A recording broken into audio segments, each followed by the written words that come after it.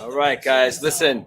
I know you had enough of me last night on Shooting the Breeze, and you have all my Facebook videos out there, my YouTube videos, and you're probably sick of seeing my face all over social media. But this afternoon, I got to get a little something off my chest, and I'm going to get to that in a couple of minutes.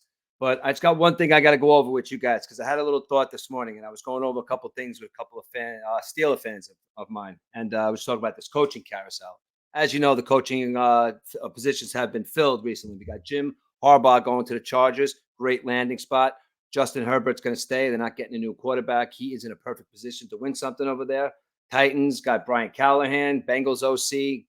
Joe Burrow might not be too happy about that. Antonio Pierce stays with the Raiders. Their best player was willing to say, I want out of this team if you do not hire him as the head coach. Antonio Pierce stays as head coach. David Canales, I guess he was probably the next guy to get fired for the Panthers job.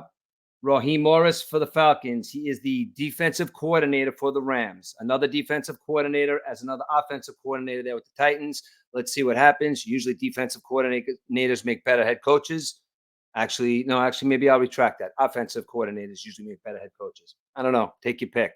Anyway, I'm a little confused because lately a lot of defensive coordinators have been getting jobs, and they really have not really shined too well. But anyway, as for that, I would fire Robert Saleh in a second for Bill Belichick. And I'm saying that as a Jets fan. I'm supposed to hate him. I'm supposed to hate Tom Brady too. I love Tom Brady. The Patriots, they've been a thorn in my side for a long, long time. We just never get over that hump and beat him. He left us at the altar a long time ago, and we settled to outgrow.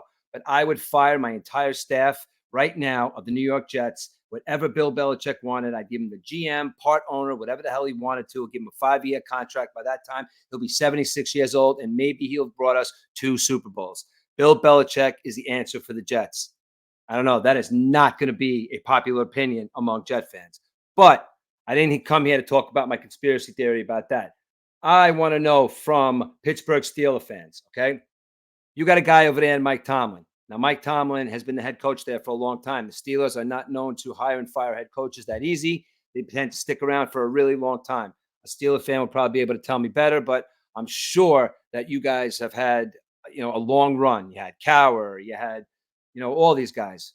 Anyway, why do you guys dislike Mike Tomlin? Now, I was on the phone before with one of my good buddies. Now, one of my good buddies, I'm not going to say his name, trying to get him on this podcast. He's the biggest Steeler fan I know, but he says because of his job, doesn't want to get involved in the podcast. You never know what he might say or do. And I get it, dude. You know what I'm saying? I'm not going to say your name. But anyway, you are the biggest Steeler fan I know. And I asked him a question. Why should he be fired? And he wrote a text to me. I haven't read it yet, but I'm going to read it verbatim. What he said to me was, we are routinely one of the most penalized teams in football. Most of the players who have half a brain think and say out loud that they have no team discipline. Just because you can rhyme at posting a press conference doesn't mean that you're a genius with a great football mind. He routinely makes clock management errors and wastes timeouts in the first quarter of football games. My team lacks game plan 90% of the time, especially when playing bad teams. We lose games every year to teams with less than 5 wins. He has been outcoached in big games by several coaches. He has lost playoff games to 6 backup quarterbacks. We have not won a fucking playoff game in 4 years, and we have not been to the Super Bowl in 17 years. That, my friend, is a mouthful, and that sounds like a guy who wants that coach out of here. He also said to me, if you want any more, I could give you a couple more examples.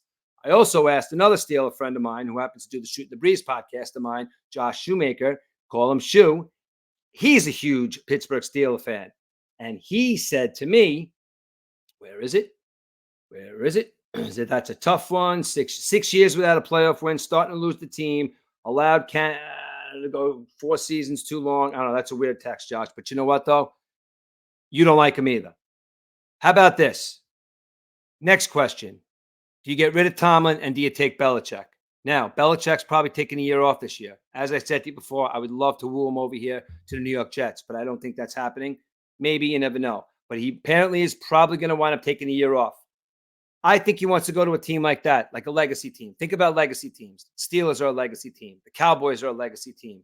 Also, you got a team over there in New York / New Jersey in the New York Giants, who if their coach this year doesn't get his shit together and stop getting his name in the paper about being like a big jerk or yelling and screaming, and everybody hates him, maybe he takes that team to a Super Bowl or the playoffs next year. But if he doesn't, he's going to be on the hot seat because that's a job that Belichick is probably going to want. But hey, you never know. The Pittsburgh Steelers might be talking to him because the Pittsburgh Steelers are a legacy team, and you never know. They don't fire and hire coaches that often, but why not take a 4-year stab at Bill Belichick? I'd like to hear that from any Steeler fan I know. Anybody wants to hit me on Twitter or Facebook or wherever you guys can find me, I'd like to chit-chat about that on the next Murph and Need Dub Sports Show. But if you want to talk about football today, this is not the place. You can turn it off right now because right now I got to bug up my ass about the Hall of Fame.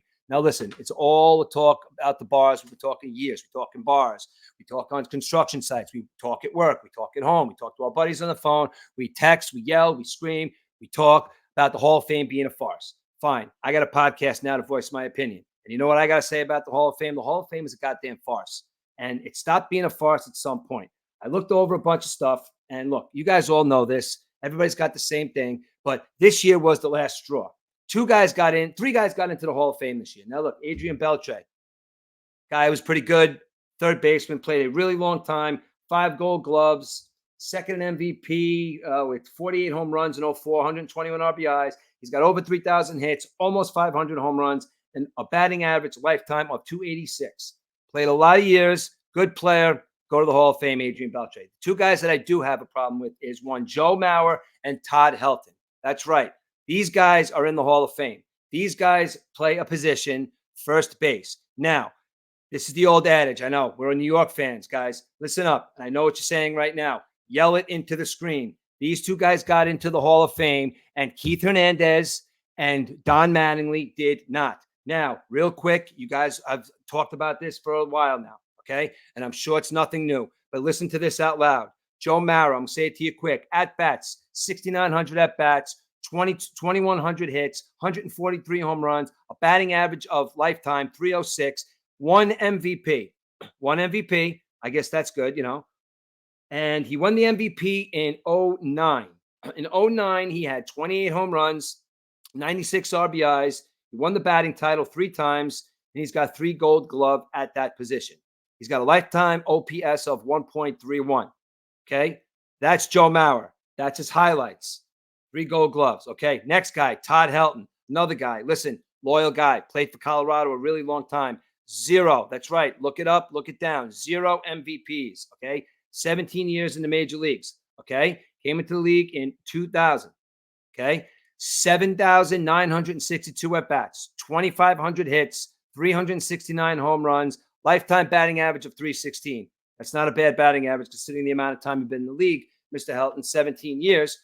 3 Gold Gloves, and I don't really see anything else there. That's my point, okay?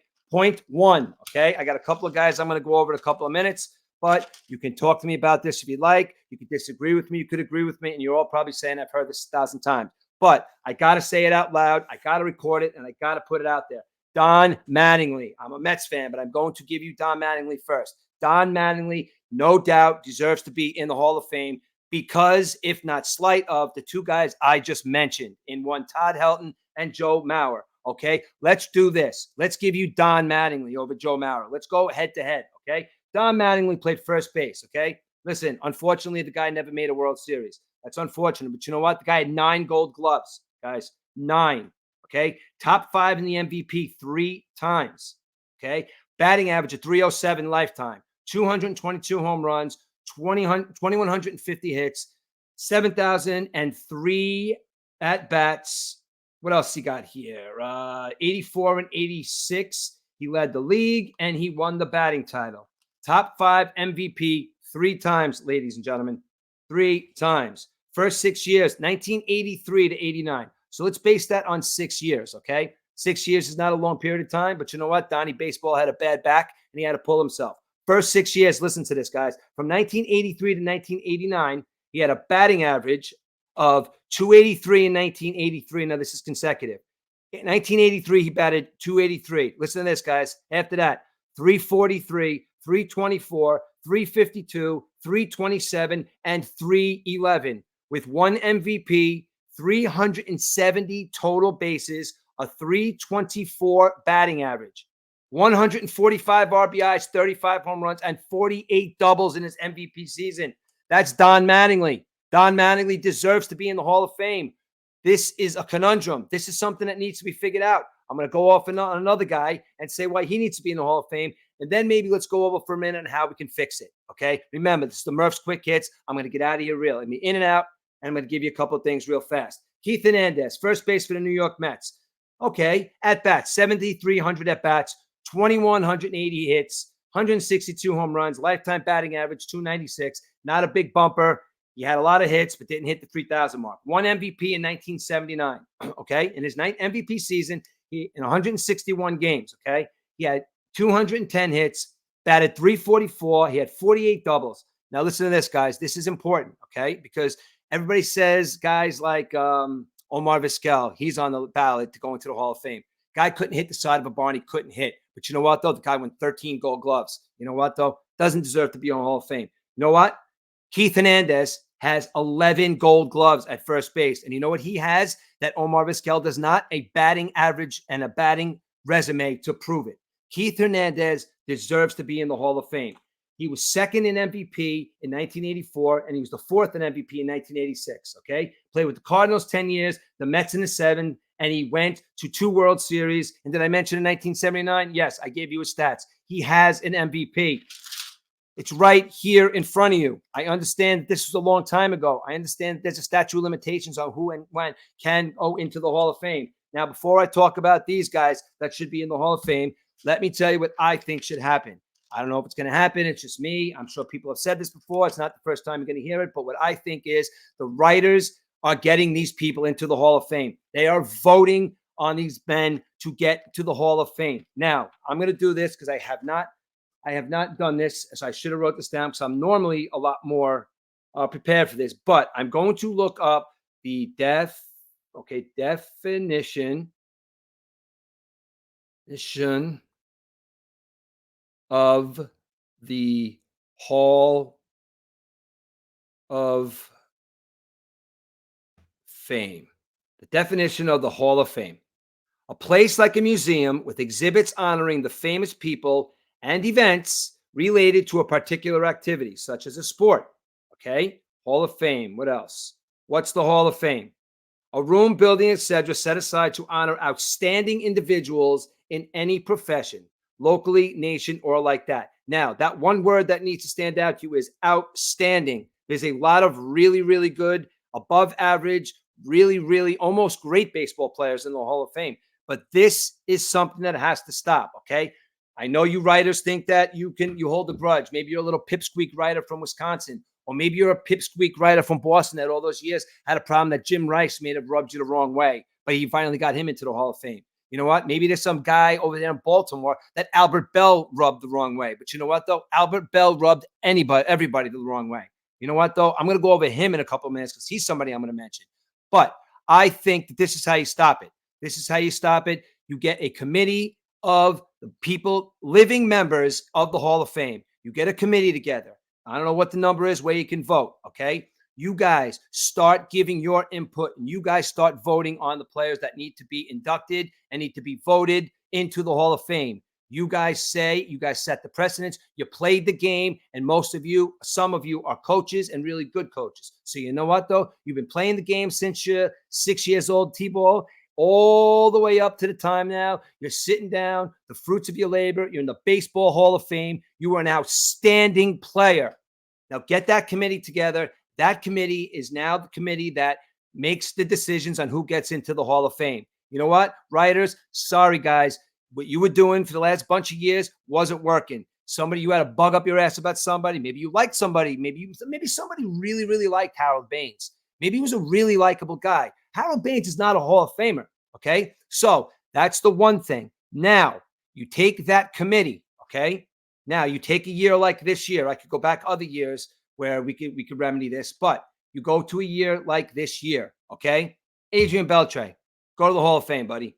Nice, shake his hand. You're a Hall of Famer.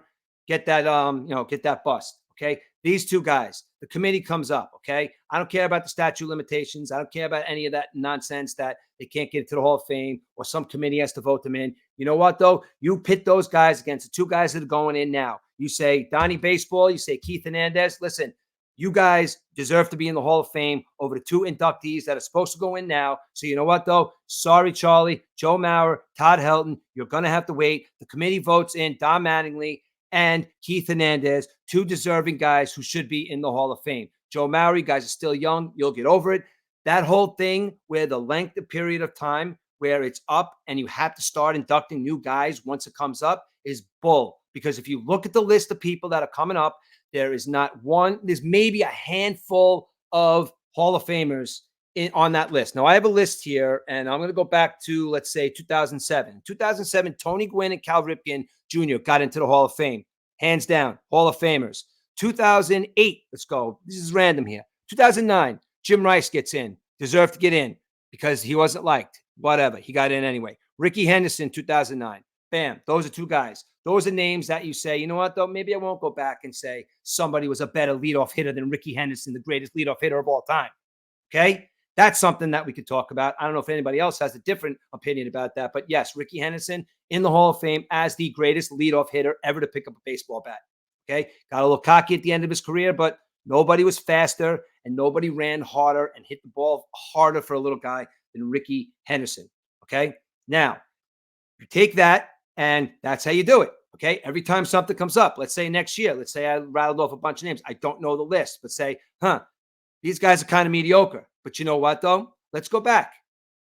Let's go back and look. Let's go back and look. You know what, though? Hey, listen, I can give you guys something right now.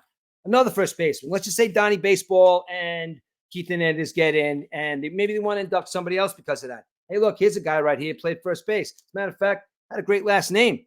Same last name as mine. One Dale Murphy. Now listen to this, guys. Now, again, we're going off the precedents now that Joe Mauer and Todd Helton just got in to the Hall of Fame, okay? Now they say, look, there's somebody else. They go back to the Rolodex or whatever, and they say, boom, look, people have been talking about Dale Murphy. Why is he not in the Hall of Fame? Why is Dale Murphy not in the Hall of Fame? 7,960 at-bats, 1,266 RBIs, 2,111 hits, 398 home runs, lifetime batting average 265, 1,266 RBIs. Now, this is something that comes up now, something that these guys don't have. Two-time MVP, 5 gold gloves. Okay? Dale Murphy, scoot over Joe Mauer, scoot over Todd Helton. Dale Murphy deserves to get in over you. Okay, let's go to another guy here. Okay? And I know I'm just talking here, guys, because one, Thurman Munson's life was caught way too short, guys. Thurman Munson, catcher for the Yankees. You guys know the story. When me and E-Dubs first started doing the sports talk show,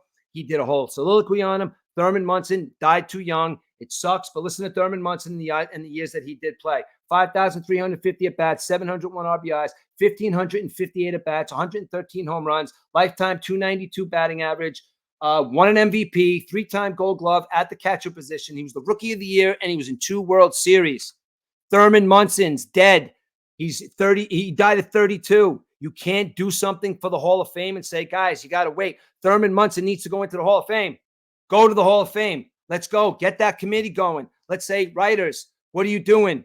It's not thinking about now. Let's think about what's going on in baseball. Let's leave a legacy of these players for what they have. Come on, guys. These are good players that deserve to be in the Hall of Fame.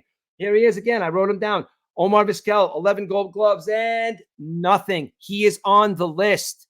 Billy Wagner got snuffed this year because, you know what, though? Trevor Hoffman's in. There's a lot of guys that he could be compared to, and they are in the Hall of Fame. Now, I want to tell you guys about 2 guys right here that Major League Baseball absolutely could not stand, okay? And then I'm going to give you 2 guys that are 3 guys that aren't in because of steroids. And you guys know who I'm going to say, and one of them is on the ballot this year, and he only got 38%. Listen, if you're going to give the guy 38%, guy is the best shortstop that ever played baseball, guys. Put him in the Hall of Fame as well. But I'm going to give you a guy that the writers absolutely hated. Why? Yes. Were they jerks? Absolutely. Jeff Kent, probably a big jerk. But you know what, though? He played for the Mets, played for the Giants, played for a bunch of teams. The guy had a great career. 8,500 at-bats, almost 2,500 hits, 377 home runs, lifetime batting average of 290, 1,500 RBIs. He won an MVP. No Gold Gloves. But you know what, though? We're not basing it on gloves and bat. He had a good bat, and he did play a good field. But you know what, though? A lot of guys, I could go back. I haven't compared second baseman. But you know what, Jeff Kent? You deserve to be in the Hall of Fame. Okay. Another guy right here that nobody liked. Okay. Reason he's not in, I don't know. I watched him mash the Yankees for years in that Boston Red Sox uniform. I watched him in his early career mash with the Cleveland Indians. The guy had an attitude. My buddy said he knew him from when he played in high school in the Bronx or wherever he's from. Okay. Washington Heights. He had swagger. The guy hit a baseball 500 feet when he was 16 years old. Okay. Manny Ramirez deserves to be in the Hall of Fame. Listen, allegations and being a jerk aside, these are baseball players. This is what they're outstanding players. You read it. You heard me read it. Okay. This guy had 8,244 at-bats, 2,574 hits, 555 home runs, not 455, 555, 312 lifetime batting average with 555 home runs. Okay. 1,800 RBIs. He won a batting title, 2-time World Series, and he was a World Series MVP. Was he a nice guy? No. Nobody liked him. Was he cocky? Yes. When he wanted to play baseball, he would go 3 for 5, 4 for 5 every night. But you know what, though? Manny being Manny, and I guess that caught up with him a little bit. He'd go 0 for 5 because he wasn't having a good day. But you know what, though? Manny Ramirez, baseball-wise, you deserve to be in the Hall of Fame. And I'm going to give you a guy right now that I have been clamoring for, and it will never, ever happen, okay? Because he rubbed a lot of people the wrong way. He rubbed players the wrong way. He rubbed writers the wrong way. He rubbed coaches, umpires, who you name it. This guy I'm about to say, he rubbed a lot of people the wrong way. And you know what, though? He's not in the Hall of Fame because of it, because if you look at the span of numbers of this guy, Albert Bell, let me give you these numbers, 5,853 at-bats, okay? And I know one of those at-bats, he got hit by the baseball in the shoulder, and he refused to take first base. They almost threw him out of the game because he didn't take first base, okay?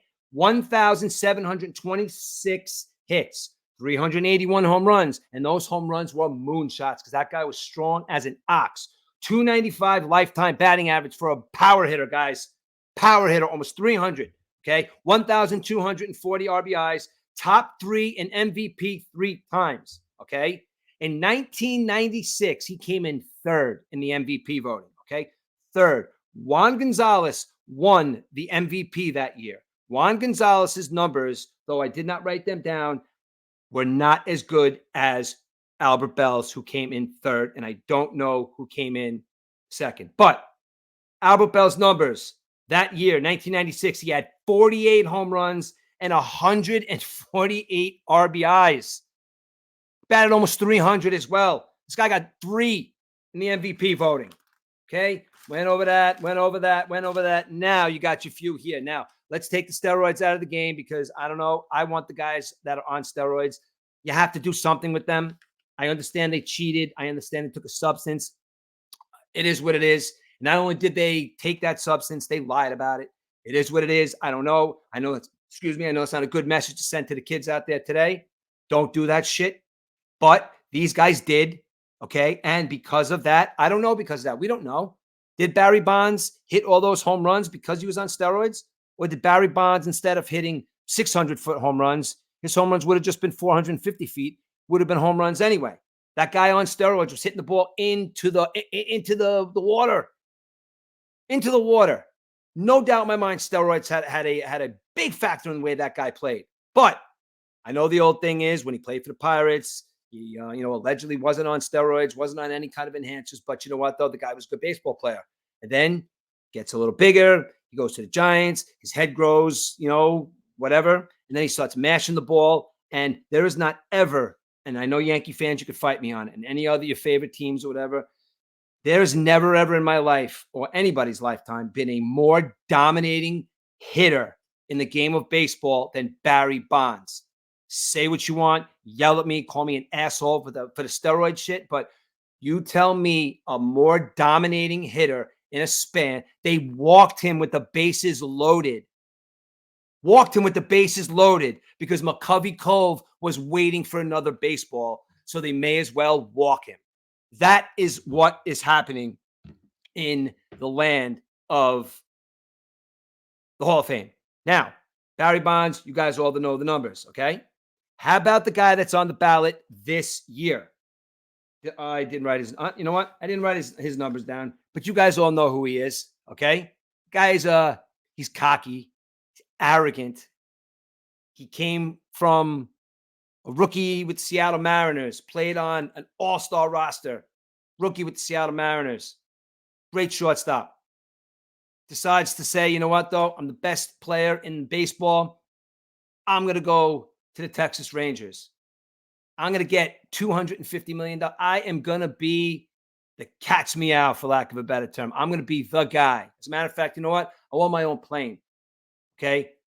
Comes a Texas Ranger. Texas Rangers, he gets there, mashes, plays a great field, is a guy that is the most selfish player on the face of the planet because he'll hit a home run when they're down 10-1 or they're up, 20-1. That's when he'll hit his home runs.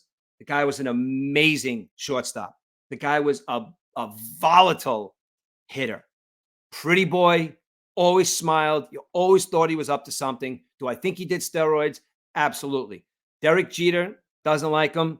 Derek Jeter, Mr. America, Mr. Yankee, doesn't like A-Rod. I think there's got to be something to be said about that because those guys came up together. But look at the numbers, guys. Guys came to the Yankees and says, you know what, Jeter? I'll move over to third base.